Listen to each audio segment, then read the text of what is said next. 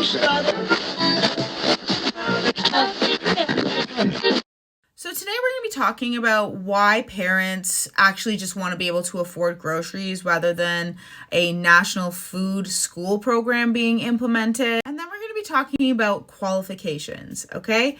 Welcome back to the Freedom Pines podcast. I'm your host, Jamie A.B. This is where we debrief and discuss pop culture and politics from an independent perspective. And if that interests you, don't forget to like, comment, subscribe, hit that notification bell, and share this with your friends because it's hard to get my name out in Call Me Canada. So let's get into it.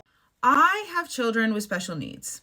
And my children with special needs make their own lunches every single day because they all eat something completely different for lunch. Between food aversions, food allergies, and the plethora of picky eaters out there, logistically, a national food program doesn't make any sense to me, okay? We honestly, as parents, just want to be able to afford the groceries that were very affordable even a mere 3 years ago. We would like to just go back to that. Now, I'm asking the crowd, okay, because I genuinely don't know. Is there any way that food prices could ever come down again? Now, if we took off all of the taxes like packaging taxes and fertilizer taxes and stuff like that, will we see ever the cost of food come down again? I am asking because I don't remember a time where the prices ever have gone up this much and ever gone back down. Never in my life have I seen the prices of things go back down to what they used to be, except for when the carbon tax was cut and gas is no longer $1.70 anymore. It's humiliating. It's degrading. My husband works his patootie off, okay? And we know this week that me and him know this week that he has worked so much overtime, and we're honestly worried because he has to put in more overtime, but the more overtime that he puts in, the more he's taxed and punished for working. Because that's Canada for you. It's humiliating, okay? Because just when we get caught back up on everything, guess what comes in and takes us out? Municipal taxes, property taxes. And since we love to pretend that the federal government doesn't affect the things that happen in our provinces and that everything is strictly provincial, why isn't this a provincial thing or even a municipality thing? Can someone tell me why this would be in a federal budget? Okay, because guess what, guys? I have worked in the schools. And do you guys think that there are cafeterias in the schools? We have snack program, and guess what? It's someone coming in a parent coming in, using our facilities. Sometimes they bring the food in with them to cut up things, and then they fill them with bins and bring them to the classrooms. Why? Because there's nowhere to get food. There's nowhere to cook food on a large scale like that in most schools, unless it's a high school or a high school that's been turned into an elementary school. Unless the Liberals plan on maybe partnering with like a local fast food place or fast food places in general, I am truly unsure how this will be able to play out. And this is one of those things where the Liberals think that they're doing such a great thing, but honestly, it takes 2 minutes of debunking to know that this is a horrible idea and would cost way more than $400,000 that they're sinking into the program, which worries me in general because where is that money going to be going? I know what it's like to sit down because I had to do this for work when I went to school to be a child and youth worker. We were trained to work with kids in a group home. So we were trained how to work with food handler, stuff like that.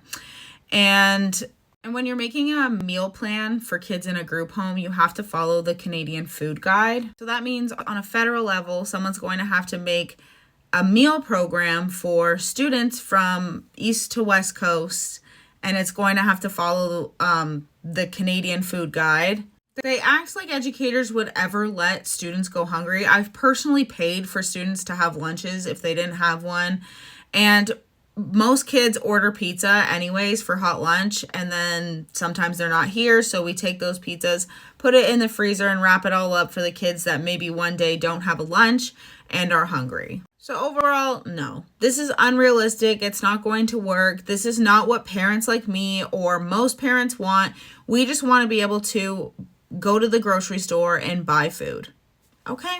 So next we're going to talk about qualifications. And what did I mean when I said qualifications? So someone asked me yesterday, they said they agreed with what I said, but what makes me qualified to talk about these things? I'm a sovereign citizen. That number one. Okay, before I go on to my little spiel about this, number one is that I have a mouth and I'm a sovereign citizen, that I live in Canada. I'm supposed to be able to have free speech. So thus, the qualifications are there. I'm over 18.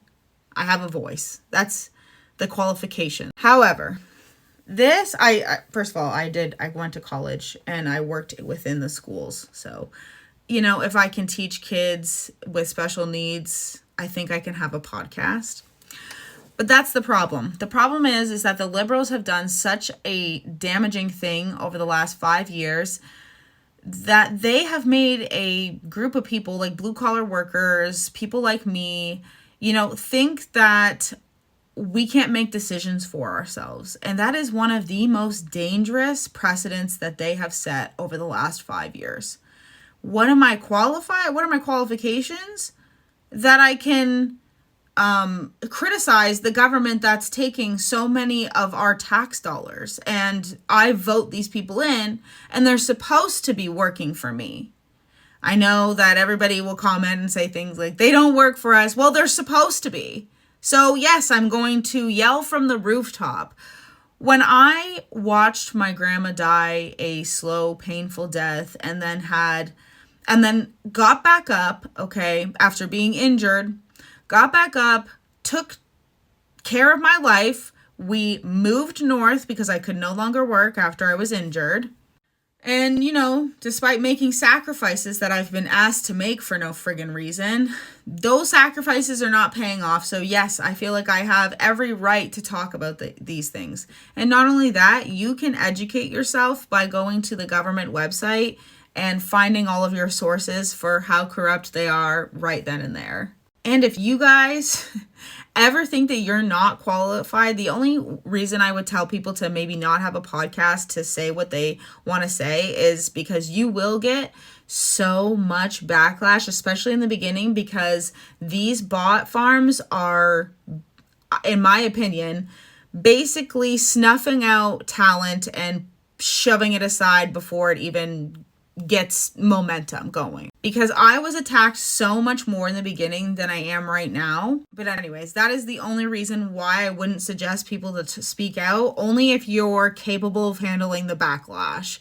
But other than that, you don't need any other qualifications. You guys can talk about how you disagree with what the government is spending our tax dollars on, whether you have an education or not. Every single one of us and every single one of you bring value to this country, whether you work at a white collar institute, whether you're a blue collar worker, a teacher, whether you work in healthcare, whether you are the guy who picks up garbage, a garbage collector, whether you're the person that runs the dump in Northern Ontario, whether you're my cashier at Walmart. You guys all have an opinion to say, and you can say it because we're supposed to be living in a free country. And I want to emphasize this because I used to believe these harmful things. Okay, as a lefty myself, I used to believe that we all needed an education because this is what they basically drilled into us when we were millennials growing up, was you are worthy of something if you have an education. You only bring worth to this world if you have an education. And they would talk about going to college and university over trades any chance that they got. And I've said it before that I wrongly used to think that my husband needed to go to college or university to prove himself and get validation. But what's actually provided a lot of validation is the fact that he's been promoted in almost every single place that he has worked within a year of being there. And after that, I kind of truly realized, and especially the way that our government treated the truckers and the way Ottawa treated working class people at the Freedom Convoy, like they're basically disgusted of us. And when I was pregnant with my daughter, a lot of the people would say things that were very negative to me, like that I was going nowhere in life, that I was never going to get an education, that I was just going to work in a factory, which is there something wrong with working in a factory? Anyways, my mom worked in a factory and she made really good money. So I have no idea how they have brainwashed an entire generation. Well, I guess probably 2 now or 3, that you only bring value to a certain space if you have formal education. I'm going to tell you right now, when I went to college, we had a semester of in school and then a semester of placement. I learned more at the semester of placement than I ever could in school. All right. And they were wrong, by the way. I went and got my diploma and I went and worked in the school. But that's the thing. You don't need to be qualified. You don't need to have a formal education. If you voted for somebody and you don't like the way that they're acting after you voted for them or didn't vote for them or whatever, anybody that your tax paying dollars are going to, you should be able to criticize online. Okay, that you don't need qualifications to make decisions for your body. You can do that yourself. And I know that our government has very much shied away from the ethical standard of practice, but I'm here to remind you that it exists and we are supposed to be sovereign, self-determining individuals. And I will say that I'm a creator who, if I'm wrong, I will admit that I'm wrong. Okay. I haven't talked about the budget. I was going to today, but there's so much more I want to kind of dissect about what I want to cover because this is a very confusing thing for me.